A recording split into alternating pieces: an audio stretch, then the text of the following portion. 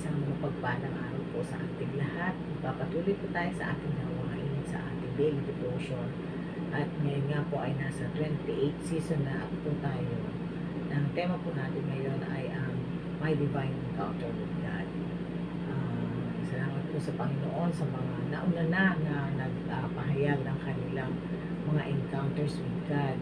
At naniniwala po ako na ang mga naibahagi po ito ay naging pagpapala po sa mga nakikinig at nakapakinig sa mga senior po ng bawat isa. Pero bago po ang lahat, tayo po muna ay manalangin at hingin po natin ang guidance sa Panginoon. Hallelujah, Lord God. Hallelujah. Maraming Diyos na makapangyarihan sa lahat, Panginoon. Maraming salamat po sa araw na ito na ipinagkaloob mo na muli, O Lord God, ay magpapatuloy po kami sa paghahayag namin ng mga salita mo, ng paghahayag namin ng mga ginawa mo, Panginoon, sa aming mga buhay, na dumating kami sa mga pagkakataon na mahirap para sa aming Panginoon. We encounter you, Father God. Salamat po, Lord God, sa mga ginawa mo ito sa amin at kami, Panginoon, patuloy na napatatag sa aming mga pananampalataya, O Diyos. Lord, samahan niyo po kami muli, O Lord God, sa aming pag-aaral na ito, Panginoon, ang patuloy na paggabayo ng aming banal na Espiritu, ang aming pong hinihiling, Panginoon, at ikaw po ang patuloy na maitaas, ikaw ang patuloy na malwalhati sa gagawin namin ito, Lord God. Lagay niyo po ako sa inyong likuran, Panginoon, at patuloy na ikaw ang madakilaan sa lahat ng aming pag-uusapan ngayon, Panginoon. Maraming salamat po sa iyo po ang lahat ng papurit pagsamba, O Diyos.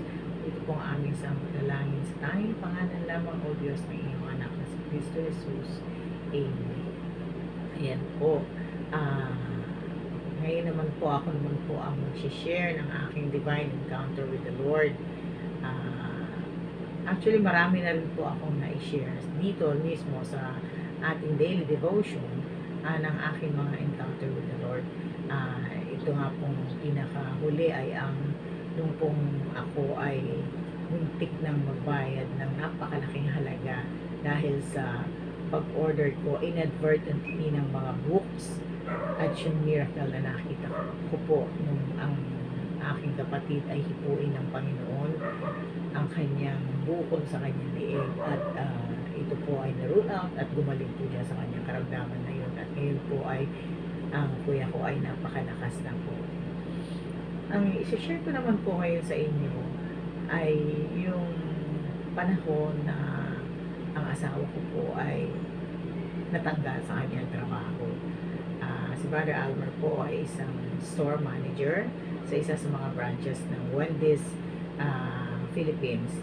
Ito po ay burger chain. Noon po ay kasigatan po ng Wendy's noong panahon po na ang asawa ko ay nagtatrabaho doon. Ang pinakasikat po dito ay yung kanilang salad bar. Yun po. Noong year 2000, nagkaroon po ng promotional activities ang Coca-Cola at ang Wendy's na biggie size sa lahat po ng branches nila. Ang mechanics po ng promotional activities na ito ay para i-convince yung mga customers na i-convert sa biggie size ang kanilang mga drinks and fries. Ang drinks po ng Wendy's noon ay Coca-Cola products. Kaya po, ang purpose po nito na ma-convince ang mga tao na ang mga customer na bumili ng i-convert ang kanilang drinks to biggie size. Ang purpose po talaga nito ay para lumaki po ang sales ng Coca-Cola. Ito po ay labanan ng mga stores, lahat po ng branches ng Wendy's. Kaya pagalingan po ang mga crew na ma-convince ang mga customers to convert their orders into a biggie size. Dahil sa gustuhan po ng mga crew ng bawat stores, nag-isip po sila ng strategy para magawa ito at manalo po sila dahil may price po ito. Merong cash prize po ito. Dahil sa kagustuhan nila na manalo, dito ay nakaisip sila ng strategy na kahit na hindi sila makakonvince, maiko-convert nila ang order ng customer into a big size. Nung na pag-aralan po nila kung paano ito, sinabi po nila ito kay Brother Albert. So si Brother Albert naman, dahil wala naman po siyang nakikitang mawawala, hindi ba mawawalang produkto, walang mawawalang pera, inaprobahan niya po ito. Madaling salita, ginawa po nila ang napagplanuhan nila. Yung strategy po iyon ay natutunan din po ng ibang mga stores. Kaya, maging ibang mga stores, ginawa din po iyon.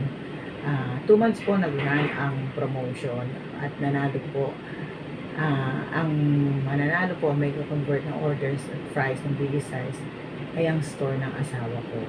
Kaya, masaya po ang mga service crew na inaward sa kanila ang panalo nila noong December. Pero after 2 months, pinatawag po ang mga managers na involved sa sa ginawang ganitong strategy nila,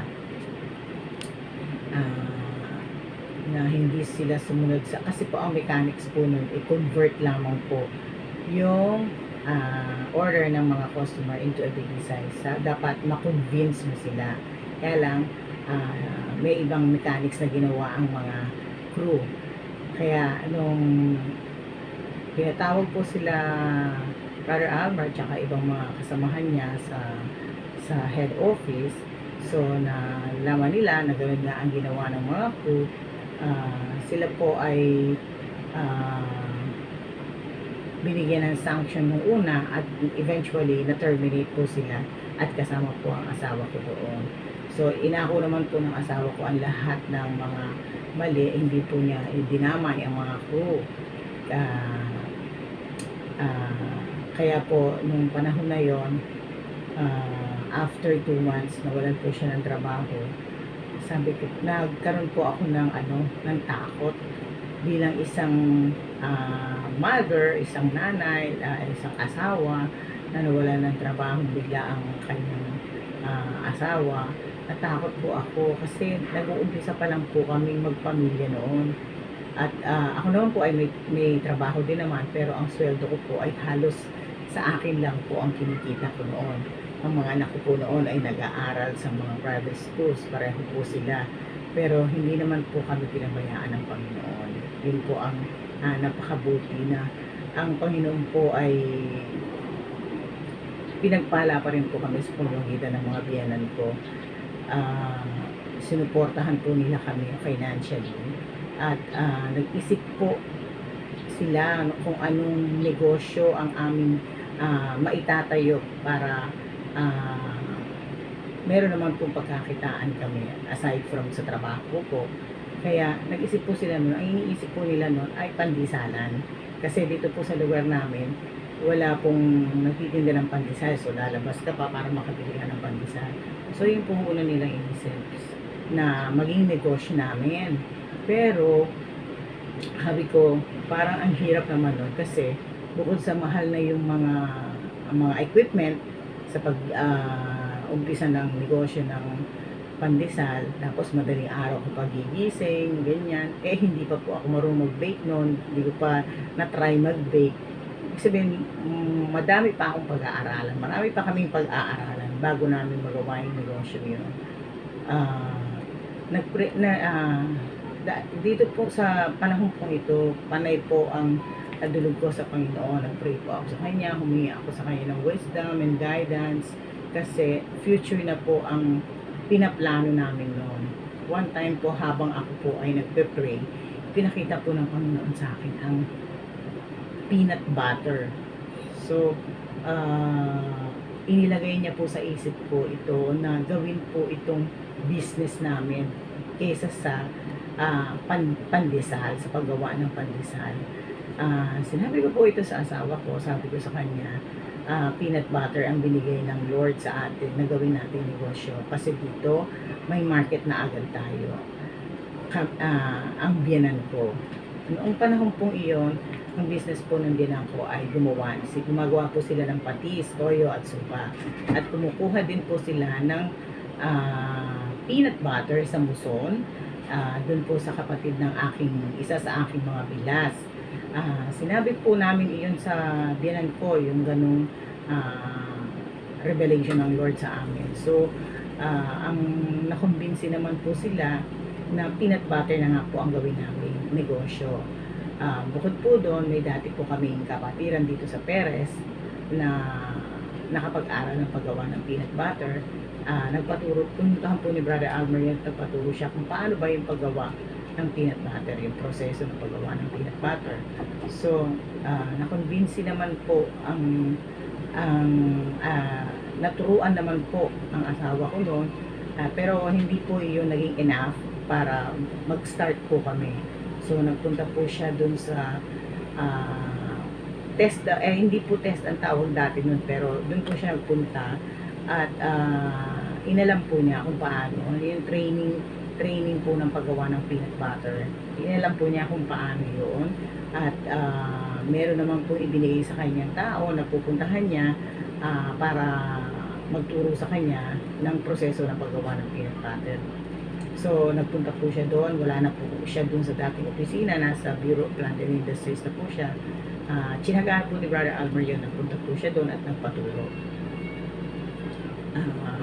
Habang nagte-training po ang asawa ko, ang mga biyanan ko ng punto ay todo-todo po ang suporta sa amin.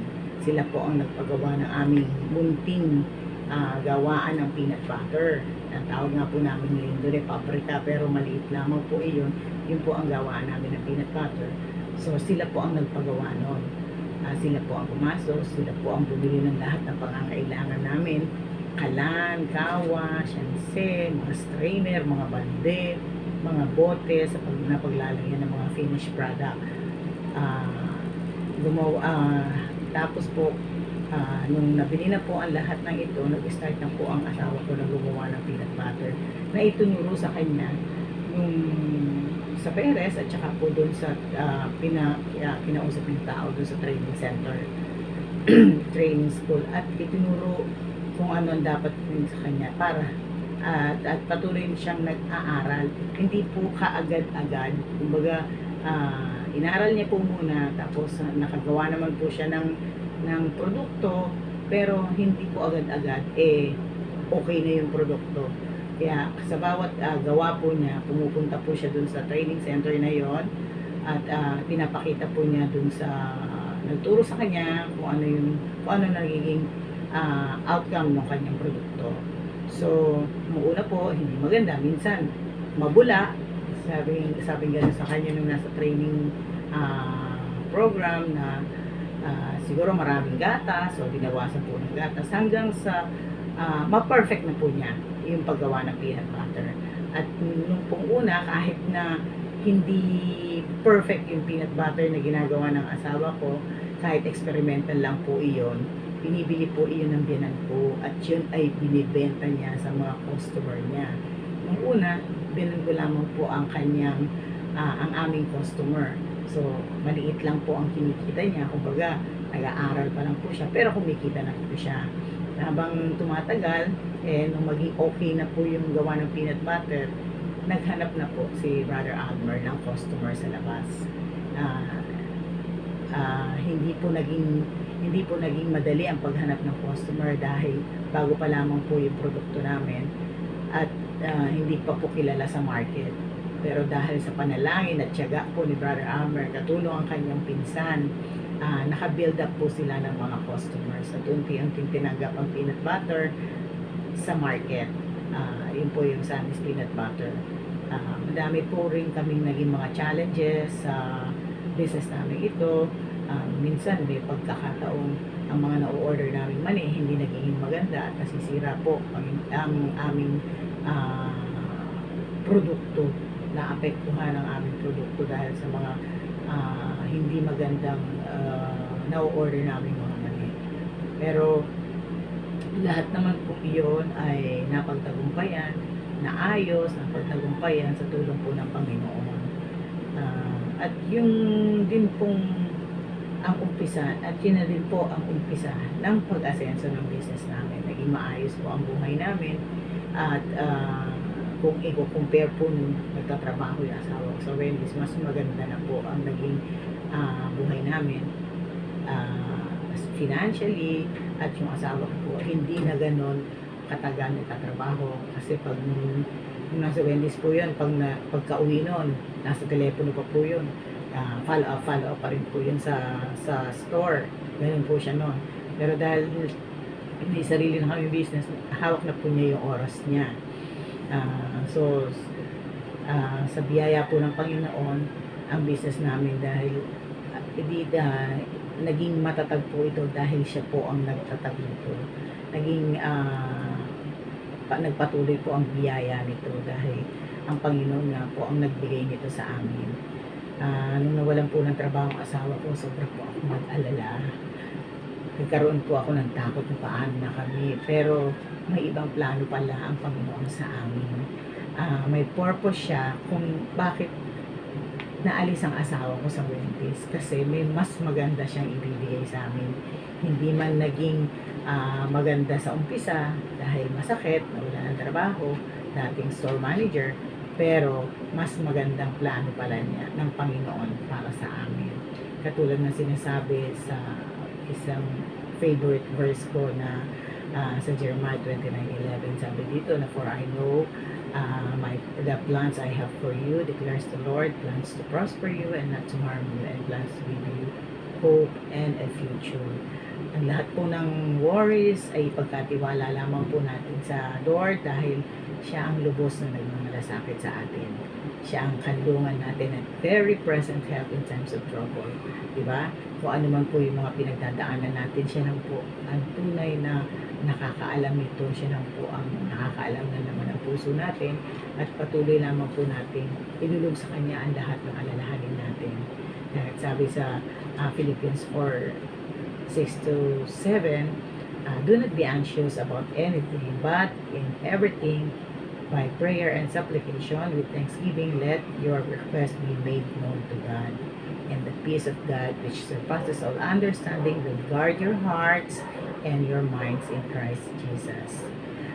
God reveals His plans through prayers. Nakikinig po ang ating Panginoon sa ating mga panalangin, at binibigyan niya po tayo ng wisdom para malaman natin ang plano niya sa buhay natin. Dahil kung patuloy po tayong nakakunik sa Panginoon, nire-reveal po niya ang mga plano niya para sa atin.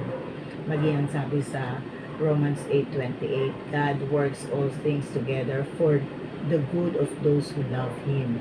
So, who are called according to His purpose. Ito po yung promise ng Lord sa mga anak niya, sa mga tunay na anak niya, na nabubuhay ayon sa kalooban niya. Yung nabubuhay po tayo dahil lamang sa Panginoon. Ang Panginoon, inaalaw niya pong dumaan tayo sa ganitong mga pagsubok, hindi para po tayo pahirapan, kundi para po tayo ay lalong lumalim sa ating relasyon sa Kanya, magpatuloy sa Kanyang magpatuloy sa paglilingkod sa Kanya, at lalong tumatag ang ating pananampalataya. Kaya mga kapatid, kung meron man po tayo mga pinagdadaanan ngayon na medyo mahigpit, patuloy lamang po tayong kumapit sa Panginoon. Patuloy lamang nasa Kanya tayo humingi ng gabay at humingi ng wisdom para mapagtagumpayan natin ang mga pinagdadaanan nating pagsubok. Lahat naman po tayo ay dumadaan sa pagsubok. Kahit kami po hanggang ngayon may pinagdadaanan po kami pagsubok, pero hindi po kami sumusuko, dahil ang Panginoon namin ay nagpapatuloy na gumagawa sa aming mga buhay. Ang Panginoon natin, hindi po niya kami pababayaan, at patuloy na binibigyan niya kami ng karunungan how to handle our problems now. At salamat po sa Panginoon, dahil yung kapayapaan na ibinibigay niya sa amin, na kahit medyo may kahigpitan ang pinagdadaanan namin, andun pa rin yun. Dahil ibinagkaloob na namin sa Kanya, alam namin na si Lord na ang bahalang mag-ayos nito. Hindi po ba? Salamat po sa Panginoon sa kapayapaan, salamat sa Panginoon na sa guidance niya, sa wisdom niya, at sa patuloy na pagsama niya sa amin. sa aming mga pinagdadaanan. Ganon din po sa ating lahat. Hindi po, kaya po tayo nagpapatuloy dahil ang Panginoon po ang inuuna natin, sa Kanya natin ibinibigay ang lahat ng ating ah, mga worries, diba? Hindi po tayo perfect na hindi mag-worry. Dumarating po sa atin yung time na nag-worry tayo, pero nandyan po ang Panginoon. Hindi po tayo pababayaan ng Panginoon. Yun lang po. Maraming salamat po. Nawa itong aking naging encounter with the Lord ay nakapagbigay po ng encouragement sa bawat isa na ang Panginoon ay gumagawa sa mga anak niya na patuloy na naglilingkod sa Kanya. Salamat po. Nawa napagpala po ang lahat at tayo po ay muling manalangin sa Panginoon. Hallelujah, Lord God. Hallelujah, Lord Jesus. Ama, maraming salamat po, Panginoon. Maraming salamat po sa mga napag-usapan namin ngayon, Panginoon, sa na-share ko po, Panginoon, nawa, O Lord God, ay makapagbigay po ito ng encouragement, ng blessing sa mga nakikinig, Lord, na dumaan man kami sa mga pagsubok, Panginoon, na dyan ka, Panginoon, may plano ka para sa amin, O Lord God, hindi man naging maganda sa paningin namin, Panginoon, pero in the end, O Lord God, ay naging napakabuti po nito para sa amin, Panginoon. Maraming salamat po, O Lord God, maging sa mga kapatid namin, O Diyos, na dumadaan sa mga pagsubok, sa mga katanungan, Panginoon, Lord, Ikaw po ang patuloy na magbigay ng wisdom sa kanila. At patuloy, O Lord God, na dalangin ko na maging matatag, Panginoon, ang pananampalataya nila, na huwag silang susuko, Panginoon, sa mga pagsubok na dumarating sa buhay nila, O Lord God. At patuloy na kumapit lamang sila, Panginoon, sa mga promises mo, O Lord God, na hindi mo pababayaan ang bawat anak mo, na patuloy na ikaw, Panginoon, ang pinaglilingkuran, Ama. Salamat po, Lord God. Salamat po, Lord, sa lahat, Panginoon, ng mga biyaya at pagpapalang pinagkakaloob mo sa amin. O Lord God, patuloy mo, Panginoon, na pagpalain ang gawain itong aming daily devotions. O Lord God, marami pa pong mga testimonies, Panginoon, ang maririnig, Panginoon, sa mga araw-araw na gawain namin, O Lord, na magpapatuloy na makapag-bless, Panginoon, sa mga makikinig, O Lord God. Salamat po, Panginoon. Muli, O Lord, sa ito namin itinataas ang pinakamataas na papuri at pagsamba sa tanging pangalan lamang ng iyong anak na si Kristo Jesus. Amen. Amen. Thank you po. Mapagpala po kayo sa araw na ito at sa mga susunod pa pong araw. Prayin po ang ating Panginoon.